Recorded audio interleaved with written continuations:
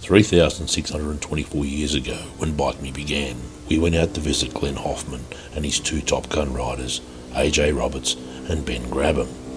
We spent the morning watching Ben and AJ belt around Belanglo State Forest, and the afternoon listening to Glenn talk about his past, his present and his plans for Dakar.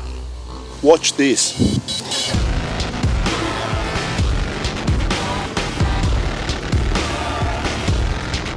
I always seem to come back to the bush. Like I've done a bit of everything, and it's just fun being able to go out somewhere in the forest and make a new track, or just go to a friend's place and just make up a track there on a day. You don't get sick of going around a go-kart track or even a flat track or anything. So. Road racing? I don't know about road racing. I mean, it's not so hard though. You just sit on the bike and turn the throttle and hit the brake every now and then. You sit down the whole way around. Oh, there's been a lot of people not come back. Do you know what I mean? Like, well, why would you? Well, you know, like, why'd you come out here and get beaten by some guys on their ag bikes?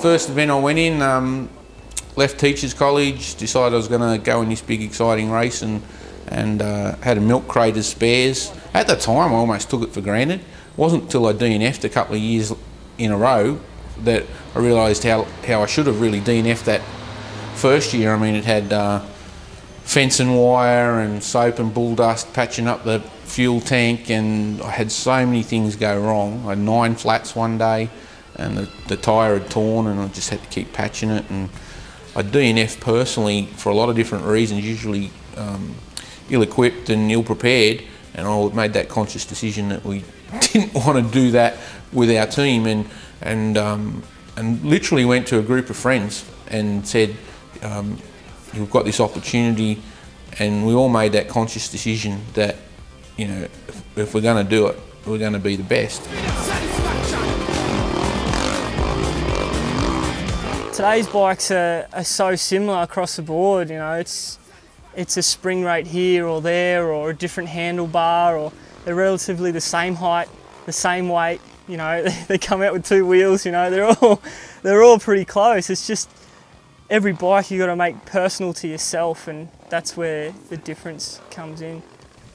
Sometimes you got to ride with injuries. You know, like that's just part of the game, and I haven't had injuries so far that have been that severe where I can't physically do it. You know, and I broke my collarbone where I already had a plate, so it was it's just good really. I could still use it even though it was slightly fractured, and you just don't tell anyone you're injured, you know. Like, I've done a bit of road racing, and yeah, it was good fun, but at the same time, like, I enjoyed it, but it was a money thing. Like, it's just damn expensive to get involved in that, and I was at a stage where I was almost there in enduro and I was nothing in road racing, you know, so I just stuck with what I enjoyed, and I really do enjoy riding through the bush, and especially at high speeds. You know, it's what I get a kick out of.